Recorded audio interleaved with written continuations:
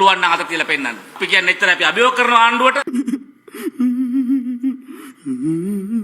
ඒ විතරක් නෙමෙයි ආණ්ඩුවේට ගොට්ටල්ලන, ආණ්ඩුවේ හෙන්චයකම් කරන, ආණ්ඩුවට ගැතිකම් කරන, ආණ්ඩුවට බැලමෙහෙරකම් කරන මේ පොලිසියේ ශානි අබේසේකර රවිසරත්න වගේ මිනිසුන්ට අපි අභියෝග කරනවා. පුළුවන් නම් විපක්ෂ සමාජ මාධ්‍ය ක්‍රියාකාරී අත තියලා පෙන්නන්න. Okay.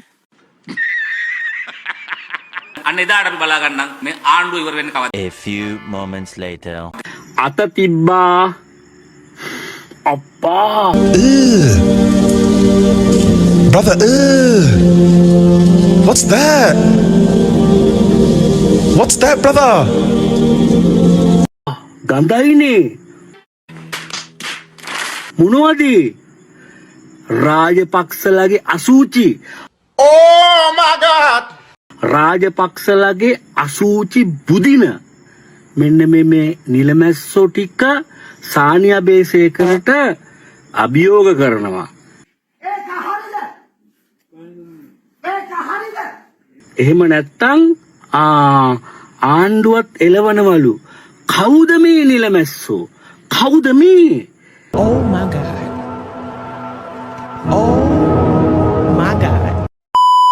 නායකපතිතුමා විපක්ෂයේදී කිව්වා ඇමරිකාවට හෙම්බිරිස්සාවක් හැදුනොත් ලංකාවට නිමෝනියාවක් හැදෙනවා කියලා. ඔබතුමා කිව්වා එදා එහෙම නායකයෙක් අපිට ඕනේ නැහැ කියලා. අපිටත් දැන් අද ඉල්ලන්න තියෙන ඔබතුමාගෙන් ඇමරිකාවට හෙම්බිරිස්සාවක් හැදුනොත් ලංකාවට නිමෝනියා හැදෙන නායකයෙක් අපිටත් අවශ්‍ය නැහැ. ඩෝබි බලකාය නම් කොච්චර මඩ ගැහුවත් අපි බය වෙන්නේ නැහැ. අපිටත් කුණුහරුප කියන්න පුළුවන්. මේ මොන රටක්ද? බැරි නම් අනේ මෙන්න දීලා යන්න මෙන්න වැන්දා. හිල් ජොක්කු පෙන්න නටපු නැටිල්ල අපිට අදටත් මතකයි.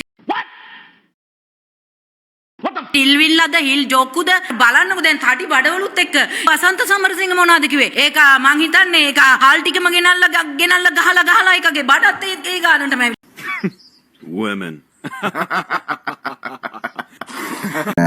දිලිත් ජයවීරගේ පක්ෂයේ මොකද පදක්කමනේ. එතකොට ඒගොල්ලෝගේ සර්ව ජන බලවේගය. ඔව් සර්ව ජන බලවේගය. දැන් ඒකට කාන්තාව ටිකක් ඔබා ගත්තම ඒකේ නම වෙනස් වෙනවා. සර්ව ජන ලියබඩු.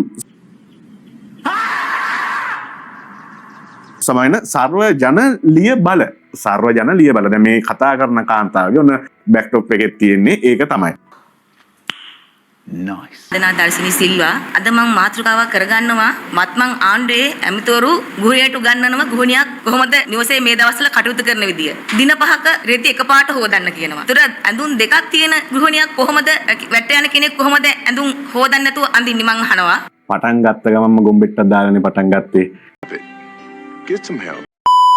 කවමදාවත් මෙච්චර සැරට ඉරපායලා නැහැ. කිසිම ආණ්ඩුවක් තියෙන කාලෙ මෙච්චර සැරට ඉරපායලා නැහැ. ඒකින්ද මේ ආණ්ඩුව වහාම ගෙදර යන්න ඕන. අනිත් එක ඔය ඉරානයේ ඇමරිකාව යුද්ධයක් වගේ එකක් කවදාවත් තිබ්බේ නැහැ. ඒකත් ආවේ මේ ආණ්ඩුව තිබ්බ කාලේ. ඒකින්ද වහාම මේ ආණ්ඩුව ගෙදර යන්න ඕන. වීලුවක්වත් තේරෙන්නේ. කතර මේ පොහොට්ටි ඔක්කොම කියන්නේ මේ සුරේෂ් සල්ලි තමයි මේ යුද්ධය ඉවර කරේ කියලානේ. හැබැයි ඕක කියන්න පටන් ගත්තේ අර මේ එයාව මේ අර පාස්කුව සම්බන්ධයෙන් මේ මහලුකාරය කියලා අත්තරන් ගත්තන් පස්සේ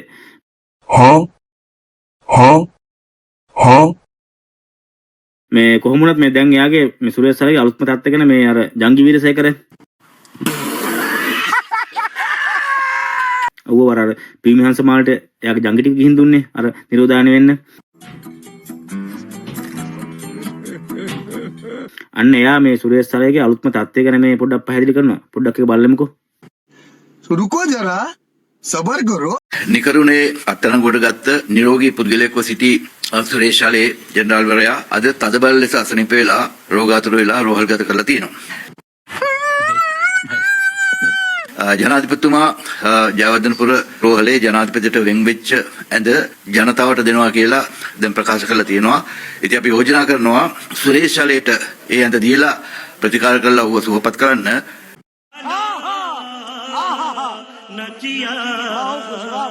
ඒ මොකද මේ අසාධාරණ ලෙස අත්අඩංගුවට ගත්ත සුරේෂ් ශාලේගේ ඒ අත්අඩංගු ගැනීම තුලින් රැස් කරගත්ත පව්කන්දරාව යම් ප්‍රතාක් දුරට හෝ මම හිතන්නේ සමනය කරගන්න පුළුවන් වෙයි. ඒ වගේ දෙයක්. Oh my God! පළවෙනි කාරණාව තමයි සුරේෂ් ශලේ මේ සුරේෂ් ශලේව අත්අඩංගුවට ගත්තේ නිකරුණේ නෙවෙයි.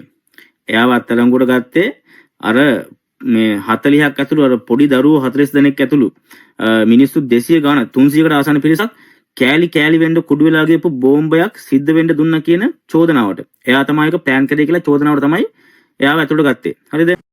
बार बोल रहे हैं पढ़ने निकले वाले छात्रों को राजनीति से दूर रहना चाहिए. අනිත් එක තමයි මොකද්ද බං ඔය රණවිරුකම ඈ යකෝ දවස් 10ක් හිර කුටියක ඉන්න බැරුව ලෙඩ වෙනවා නම් මොකද්ද බං ඒ රණවිරුව කියලා කියන්නේ බලා ඈ යකෝ ඔච්චර දෙයක් දරා ගන්න බැයිද ඈ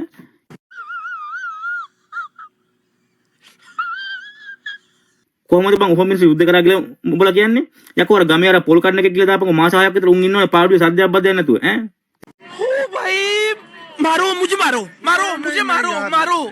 नहीं ये मजाक हो रहा है. අපි සරපොන්සේට ගරු කරනවා අන්න ඒ කෙලින් තිබ්බ කොන්දට අන්න ඒ ගැම්මට අන්න නියම රණවිරුව නැතුව මේ දවස් 10ක් කර මේ හිරේ ඉන්න ගියාන් පස්සේ රටේ තියෙන ලෝකේ තියෙන ඔක්කොම ලෙඩ ටික හදාගෙන ගිහලා හොස්පිටල් ඇස්සේ මේ නිදියන් හදන උන් නෙවෙයි බා රණවිරුව කියන්නේ යකෝ රණවිරුව කියන්නේ ඔයිට වඩා දරා ගැනීමක් තියෙන මිනිස්සුયો. එතන හිරේ ඇතුලේ ඉන්නේ මේ අර කොල්ලන්ගේ තියෙන ගැම්ම සුරේසලට නැද්ද බං ඈ ඔච්චර යුද්ධ ඉර කරපු මේ අසහාය රණවිරුවට අම්මගේ රෙද්ද ඒ ටිකවත් කරගන්න බෑද? එතනටත් මේ කියන්නේ එච්චර මේ සිගිති ඩයල් එකක්ද සුරේසලයි කියලා කියන්නේ. ඊයා අපි නම් හිතන් හිටියේ එයා ඇත්තට මේ බුද්ධියන්සිට මුද වැඩේ කියලානේ. ඔයගොල්ලෝ කියපු දෙයට. අනේ මන්ද බං උඹලගේ තියෙන මේ උඹලගේ මේ තියරි කොහෙන් ප්‍රූව් කරන්න කියලා අපිටත් තේරෙන්නේ නැහැ.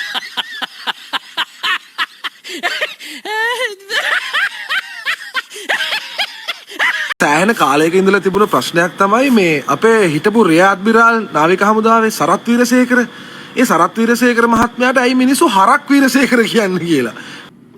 No God please no. මට සෑහෙන කාලයක ඉඳලා තිබුණ ප්‍රශ්නයක්. මට අද ඒකට උත්තරේ ලැබුණා. නමුත් දැන් මේ වගේ කියන කතා වලින් එතුමාට මේ හොඳ ඇඳක් දුන්නොත් හොඳ කාමරයක් දුන්නොත් පව් ඔක්කොම සමා වෙනවලු. එහෙනම් අම්මගේ රෙද්ද අනේ ඵලයන් බයි යන්න එහෙනම් ඔබතුමාට කරන්න තියෙන්නේ මෙතුමාට මේ වැල්ලවත්තේ හරි බම්බල පිටි හරි තායි සම්බාහන මධ්‍යස්ථානයකට ගිහිල්ලා කාමරයක් වෙන් කරලා දෙන්න. එතකොට පව් ටික ඔක්කොම සෝදගෙන යයිනේ. ඔබතුමාට මේ හරක් වීරසේකර කියන එකට ඇත්තටම සාධාරණයක් කියලා හිතන ඔබතුමා මේ කියන කතන්දරත් එක්ක.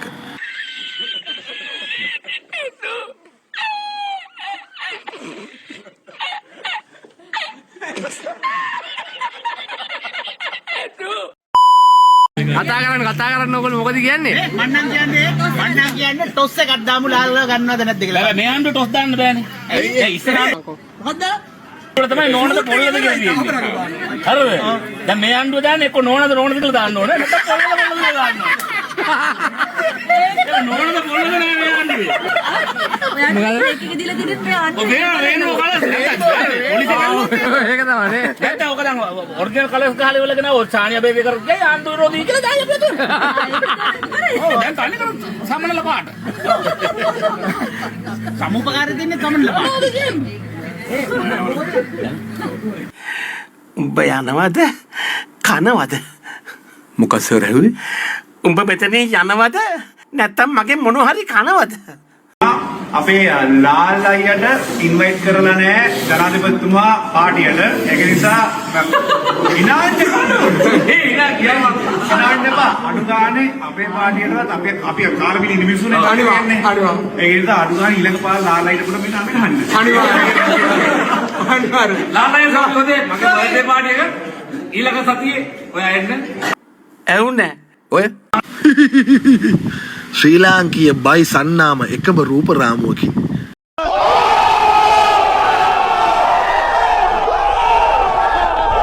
බයියන්ගේ මහගෙදර බයියන්ට පොඩි ආතල් එකක් ගිහිල්ලා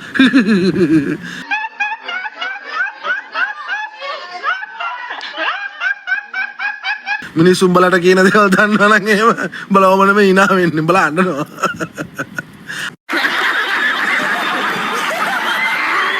අසූචි වලවල් වල බහැලා අසූචි කකා අසූචි රසයි කිය අපිටත් කියනවා අසූචි මාර රසයි කියලා.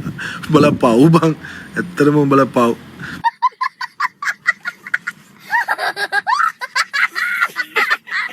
මාර ජීවීන් කොට්ටාශයක් නේ. උඹලා හිතන් ඉන්නේ අපෙන් අතල ගන්නවා කියලා නෑ. අපි තමයි උඹලා අතල ගන්න. උඹලා දිහා බල බල අපි සංසාරේ දුක මෙනෙහි කරනවා බං.